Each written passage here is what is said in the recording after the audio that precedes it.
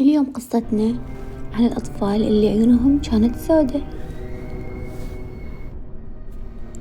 بسنة 2007 ببريطانيا، تحديدا في مدينة اسمها مانشستر، تم القبض على طفلين لأنهم سببوا الرعب هناك.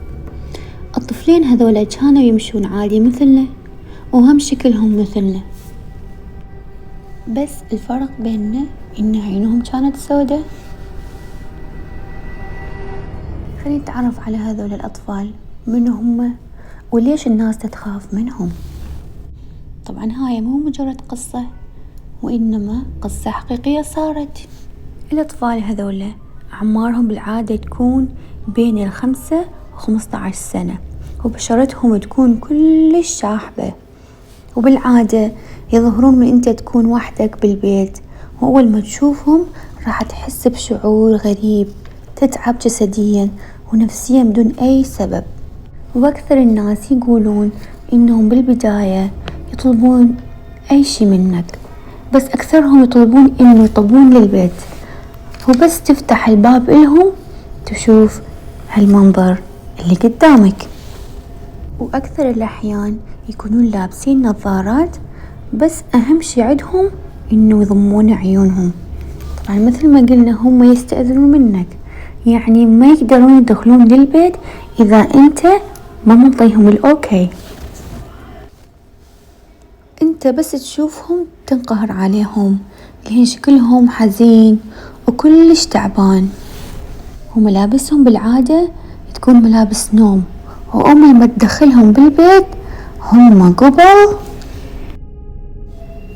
يكشفون عن عينهم، وانت إذا مجرد شفت عينهم حيصير لك شي مو زين، مثلا تدخل بحادث سيارة أو تتمرض أو تموت.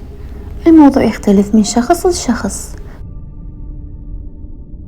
وخليني أحكي لكم عن قصة صارت فعلا هناك. والقصة اللي صارت، تتذكرون من حكينا بموضوع إنه كان أكو طفلين بداية الفيديو، وإنه القصة صارت بمدينة اسمها مانشستر بسنة 2007.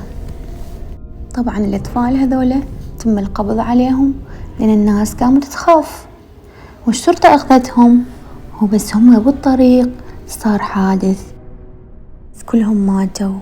بس الغريب إن الأطفال ما ماتوا. زين شلون؟ ورا الحادث لحسن الحظ إنه لقوا مقطع لتسجيل صوتي لوقت حدوث الحادث. لاحظ أكو صوت ثاني أو ثالث ما عدا صوت الشرطي.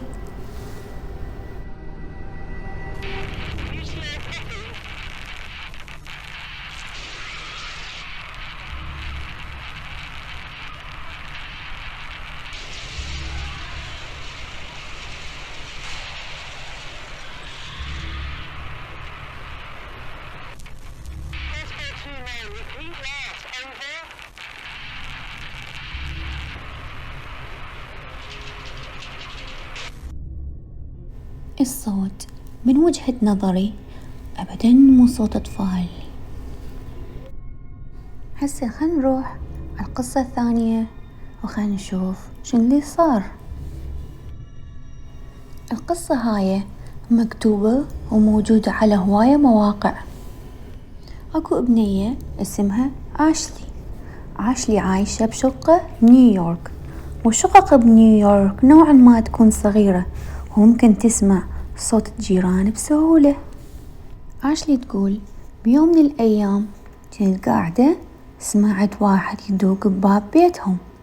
بالبداية عاشلي تقول عبالي باب بيتي، من راحت يم بابها تفاجأت إنه الصوت باب جيرانهم. على العموم هي من فتحت الباب شافت أطفال شكلهم مريضين وتعبانين واقفين قدام باب جيرانهم. هنا فجأة الأطفال عيونهم راحت على باب عاشلي. هنا عاشلي استغربت، قالت شلون الأطفال عرفوا إنه هي واقفة ورا الباب؟ شلون خصوصا هي تقول ما تحركت ولا طلعت أي صوت. المهم آشلي تقول الأطفال جوي عليها واستأذنوا منها بأن تفتح الباب إلهم. آشلي سكتت وما ردت من الخوف. بهاي اللحظة آشلي حطت عينها بعينهم وشافت الأطفال هذولا كلهم عيونهم سودة بالكامل، وهي مجرد ما شافت عيونهم قبل حست بإيدها تتحرك لا إراديا وتفتح الباب إلهم. هنا آشلي استوعبت إنه اللي تسويه غلط، وقبل ركضت لغرفتها جابت المفتاح وقفلت الباب، وبعدين راحت رجعت لغرفتها. هنا حاولت بأن لا تفكر بالموضوع. بعد شوية آشلي راحت الباب حتى تشيك تشوف للأطفال بعدهم هناك لو راحوا، بس هنا عرفت إنه الأطفال راحوا. بعدين آشلي راحت تدور عن هالموضوع وشافت كومة قصص عن الأطفال هذولا، وهي مو أول وحدة تقابل الأطفال ذوي العيون السوداء. وهسه خلينا نروح ونشوف النظريات والتفسيرات عن الأطفال هذولا. بالبداية نقدر نقول إنه أي شخص ممكن يشتري عدسات ويكون عنده نفس العيون، وإنه احتمال كبير إنه الأطفال هذولا كانوا لابسين عدسات وقاعد يضحكون على العالم. بس بالنسبة إلي أني أستبعد هالنظريات، لأن العدسات ما تفسر التصرفات الغريبة والوجه الشاحب. وشي ثاني، لو إن الأطفال فعلا يمثلون على العالم، ما أعتقد أكو طفل يقدر يمثل بهالطريقة لفترة هواية. وعلى العموم الله أعلم. وهذا كان فيديو اليوم، أتمنى تكونوا استمتعتوا وعجبكم الفيديو. إن شاء الله أشوفكم فيديو آخر، ومع السلامة.